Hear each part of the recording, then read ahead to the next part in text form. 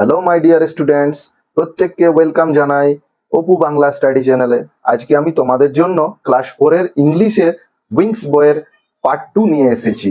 এই বইয়ের ভিডিও আমি অলরেডি দিয়েছি এর আগে, তোমরা আগের ভিডিওগুলি দেখতে চাইলে অবশ্যই চ্যানেলের প্লেলিস্টে গিয়ে দেখতে পারো। এছাড়া আমি ডেসক্রিপশনেও লিংক দিয়ে দিয়েছি, সেখানেও দেখতে পারো। আজকে আমি এই উইংস পার্ট 2 বইয়ের পেজ 80 থেকে 84 পর্যন্ত করাবো, যেখানে অ্যাক্টিভিটি 7 থেকে অ্যাক্টিভিটি 10 পর্যন্ত আছে। তোমরা মন দিয়ে ভিডিওটি দেখো, আশা করছি তোমরা খুবই উপকৃত হবে। আমি খুব ক্লিয়ার ভাবে বোঝানোর চেষ্টা করছি, যেটা দেখলে তোমরা আশা করছি খুব ভালো বুঝতে পারবে। তো চলো আমি প্রথমেই পেজ 80 তোমাদের সাথে আলোচনা করি।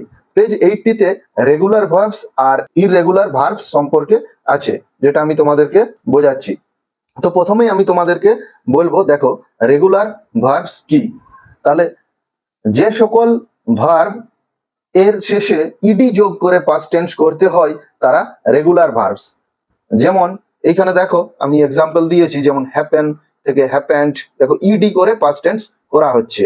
অ্যাটাক থেকে অ্যাটাকড, ইডি করে পাস্ট টেন্স করা হচ্ছে। এগুলো হচ্ছে সবই রেগুলার ভার্ব।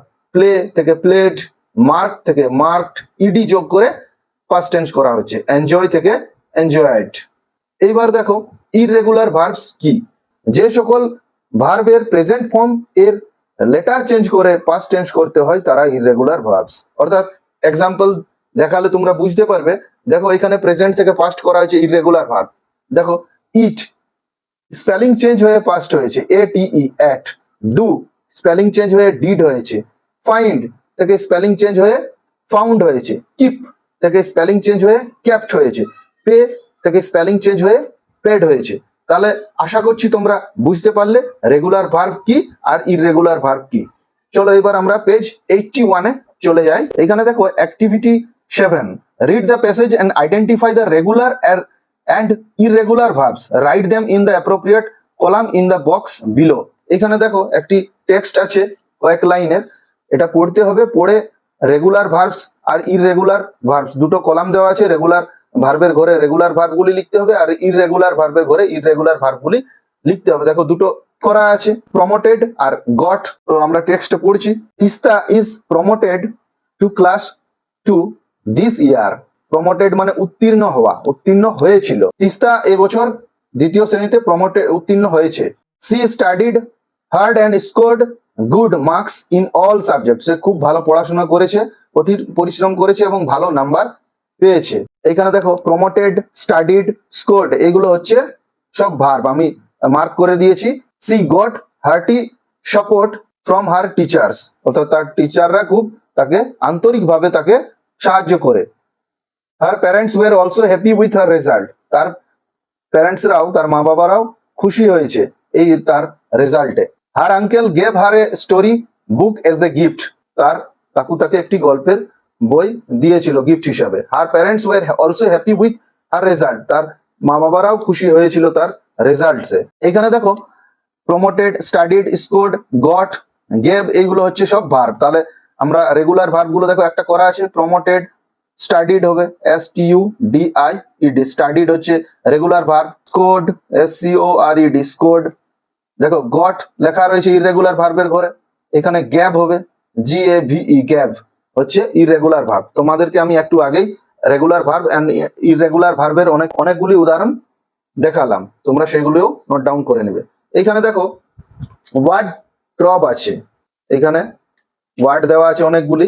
এই ওয়ার্ডগুলি আমরা পড়বো, তাদের কিভাবে তাদেরকে ভাঙা হয়েছে, সিলেবিক ডিভিশন, অর্থাৎ কিভাবে তোমরা উচ্চারণ করবে সিলেবিক ডিভিশনে ভেঙে, আর সেইখানে কিভাবে সেন্টেন্সে ইউজ করা হয়েছে এবং তাদের মানে আমরা সবগুলি জানবো। তোমরা ভালো করে দেখো। দেখো প্রথমেই আছে সিগনিফিক্যান্ট। এটা সিলেবিক ডিভিশন কিভাবে হবে, সিগনিফিক্যান্ট। এটা 4টা সিলেবেলে ভাঙা হয়েছে। দেখো 1 2 3 4, এইভাবে তোমরা উচ্চারণ করে আর সহজে স্পেলিং গুলো মুখস্থ করতে পারবে। দেখো সিগনিফিক্যান্ট, এইভাবে কেউ যদি মনে রাখো তাহলে সহজেই স্পেলিং লিখতে পারবে। My family is significant to me. সিগনিফিক্যান্টের সিনোনিম বা মানে হচ্ছে ইম্পর্টেন্ট, অর্থাৎ গুরুত্বপূর্ণ। আমার ফ্যামিলি হচ্ছে আমার জন্য খুবই গুরুত্বপূর্ণ। পরেরটা দেখো ডিফিটেড। ডিফিটেড অর্থাৎ পরাজিত করেছিল। এটা কিভাবে সিলেবিক ডিভিশন করা হয়েছে, ডিফিটেড, ফিট অ্যাড, ডিফিটেড, তিনটা সিলেবেলে ভাঙা হয়েছে। India defeated England in cricket, beaten মানে পরাজিত করেছিল, এর সিনোনিম হচ্ছে, অর্থাৎ ভারতবর্ষ ইংল্যান্ডকে ক্রিকেটে পরাজিত করেছিল। পরের পেজে আমরা চলে যাব 82। এখানে দেখো আছে অপোনেন্ট, অর্থাৎ বিপক্ষ, অপোনেন্ট, তিনটা সিলেবেলে ভাঙা হয়েছে, opponent. The two brothers are playing in the opponent teams, অর্থাৎ দুই ভাই তারা বিপক্ষ একে অপরের বিপক্ষ টিমে খেলছে। Competitors players of the opposite sides, বিপক্ষ। পরে দেখো সাপোর্টার্স, সাপোর্টার, সাপোর্ট আর, তিনটা সিলেবেলে ভাঙা হয়েছে। We are supporters of India, আমরা ভারতের সমর্থক, অর্থাৎ ফলোয়ার্স, যার সিনোনিমস। পরে দেখো অ্যাংসাস, অ্যাংসাস, অ্যাংসাস, অ্যাংসাস, এভাবে দুইটি সিলেবেলে ভাঙা হয়েছে। My mother is anxious about my result, আমার মা উদ্বিগ্ন আমার ফলাফলের জন্য। অ্যাংসাস মানে ওরিড, উদ্বিগ্ন বা চিন্তিত। মিরাকেল, মিরাকেল মানে হচ্ছে অলৌকিক ঘটনা। Miracle, miracle, tri syllable word, এটা দেখো তিনটা সিলেবেলে ভাঙা হয়েছে। The fairy turned the pumpkin to a car by miracle, an unexpected and wonderful incident, a welcome event not natural, যেটা ন্যাচারাল নয় সেই ধরনের ঘটনা। মিরাকেল, হঠাৎ করে ফেয়ারি দেখলো গাড়ির মধ্যে একটি কুমড়ো, অলৌকিক ঘটনা। পরে দেখো আনইভেন মানে হচ্ছে এবড়ো খেবড়ো, রাফ সারফেস। আন ই ভ্যান, আন ই ভ্যান, এইভাবে তোমরা যদি এই সিলেবিক ডিভিশন গুলো মনে রাখো তাহলে খুব সহজেই স্পেলিং গুলো মনে করতে পারবে। It is difficult to walk on uneven road, এটা খুব কষ্টকর বা কঠিন অসমতল রোডে হাঁটা। এবড়ো খেবড়ো বা অসমতল, রাফ, যার synonyms. Severe, severe, severe, severe. His father had severe illness, তার বাবার কঠিন বা কষ্টকর শরীর খারাপ হয়েছিল। হার্স বা সিরিয়াস, কঠিন বা কষ্টকর। পেজ 83 তে চলে এসেছি। এখানে দেখো স্ট্যান্ড, স্ট্যান্ডকে কোনো ভাঙা হয়নি, একবারই মনে রাখতে হবে। স্ট্যান্ড মানে হতবম্ব করেছিল। দ্য রোড অ্যাক্সিডেন্ট স্ট্যান্ড হিম, রাস্তায় অ্যাক্সিডেন্ট তাকে হতবম্ব করেছিল। সফট, SHOCKED, সফট এর সিনোনিমস। মারমাড, মারমাড, দুটো সিলেবেলে ভাঙা হয়েছে। মারমাড মানে হচ্ছে বিড়বিড় করা।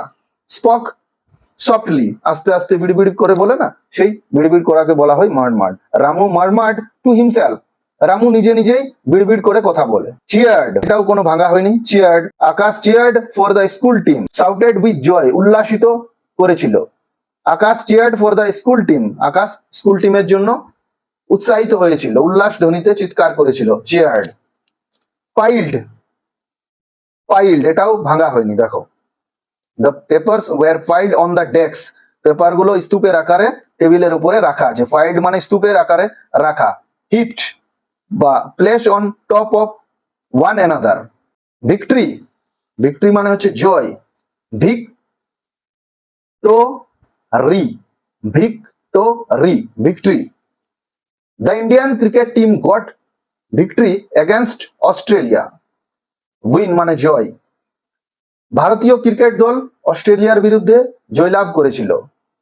পরেরটা দেখো চ্যালেঞ্জ, চ্যালেঞ্জ মানে প্রতিদ্বন্দ্বিতা বা যুদ্ধের আহ্বান করা, কাউকে চ্যালেঞ্জ জানানো হয় না সেটা। এবার দেখো challenge, challenge, challenge. Rehana won the challenge given to her, Rehana চ্যালেঞ্জটি, প্রতিদ্বন্দ্বিতাটি জিতেছিল যেটি তাকে দেওয়া হয়েছিল। Invited to engage in a contest, একটি প্রতিযোগিতার জন্য ইনভাইট করা হয়। টেস্ট বা ট্রায়াল, এগুলো হচ্ছে সিনোনিমস। আমরা এরপর 84 পেজে চলে যাব অ্যাক্টিভিটি 8 এ। এখানে দেখো ফিল ইন দ্য ব্ল্যাঙ্কস আছে, ওয়ার্ড ট্রপস থেকে নিয়ে যেগুলি করতে হবে। তো আমরা প্রথমে অ্যাক্টিভিটি 8 করব। এখানে দেখো fill in the blanks with words from the word trap. Aladdin did a dash with his magic lamp. এখানে আলাদিন বলতে ম্যাজিশিয়ানের কথা বলা হয়েছে। ডিড এ মিরাকেল হবে, MIRACLE, মিরাকেল। আলাদিন তার ম্যাজিক ল্যাম্প নিয়ে মিরাকেল করতো। They took the dash to climb the hilltop. They took the challenge. তারা চ্যালেঞ্জ নিয়েছিল পাহাড়ের হিলটপে ওঠার জন্য। CHALLENGE challenge. পরে দেখো the team worked hard for the victory. VICTORY victory. Team ওয়ার্কটা খুব কঠিন ছিল এই জয়লাভ করার জন্য। The audience cheered up when the celebrity entered. যখন সেলিব্রিটি প্রবেশ করেছিল তখন অডিয়েন্সরা দর্শকরা চিৎকার করে উঠেছিল, উল্লাসিত করেছিল। CHEERED cheered up.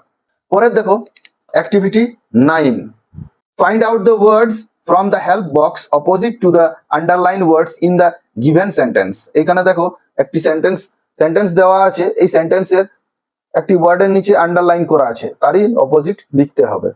যে ওয়ার্ডগুলিতে আন্ডারলাইন করা আছে সেই ওয়ার্ডের অপোজিট লিখতে হবে এই হেল্প বক্সের সাহায্যে। The girl cut her hand in the uneven glass. এইখানে আনইভেন হচ্ছে মানে এবড়ো খেবড়ো, তাহলে এর অপোজিট কি হবে? ইভেন। আনইভেন থেকে even. We cheered for Team India. cheered মানে উৎসাহিত, উল্লাসিত করা, তাহলে cheered এর অপোজিট হবে ডিসকারেজেস, নিরুৎসাহিত হওয়া। ডিসকারেজেস, DISCOURAGES ডিসকারেজেস। His victory made him a hero. Victory মানে জয়লাভ করা, তাহলে এখানে এর অপোজিট হবে লস, LOSS লস। পরে দেখো টিচার্স প্লেজ এ সিগনিফিক্যান্ট মানে important role in the class. Significant থেকে হবে ইনসিগনিফিক্যান্ট।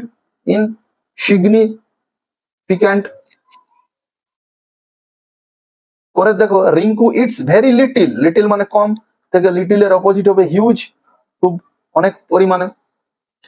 লাস্ট হচ্ছে অ্যাক্টিভিটি 10 পেজ 84। দেখো এখানে ম্যাক্স সেন্টেন্স করতে বলা হয়েছে। ভিক্টরি, এনাফ, চেয়ার্ড, সিগনিফিক্যান্ট, এই চারটে আমি করে দিয়েছি তোমাদের জন্য। দেখো পড়ে দিচ্ছি ভালো করে, তোমরা মানে সহ ভালো করে বুঝে নাও। Victory, it is an easy victory for me, এটা আমার জন্য খুব সহজ জয়লাভ ছিল। Enough, this is enough food for him, এটা তার জন্য যথেষ্ট খাবার। এনাফ মানে হচ্ছে যথেষ্ট। চেয়ার্ড মানে উৎসাহিত হওয়া, উল্লাসিত করা। We cheered at the players, আমরা প্লেয়ারদের জন্য চেয়ার্ড করেছিলাম, উল্লাসিত হয়েছিলাম। সিগনিফিক্যান্ট মানে important. My mother plays significant role in our family, আমাদের পরিবারে আমার মা ইম্পর্টেন্ট বা গুরুত্বপূর্ণ ভূমিকা পালন করে থাকেন। তো মাই ডিয়ার স্টুডেন্টস, আশা করছি তোমরা আজকের 80 পেজ থেকে 84 পেজ পর্যন্ত ভালো করে শুনেছো এবং মন দিয়ে করেছো। তোমরা এইভাবে আমার পরবর্তী ভিডিওগুলি পাওয়ার জন্য অবশ্যই চ্যানেলটিকে সাবস্ক্রাইব করে রাখো আর ভালোভাবে পড়াশোনা করবে, মা বাবার কথা শুনবে। আজকে আসছি।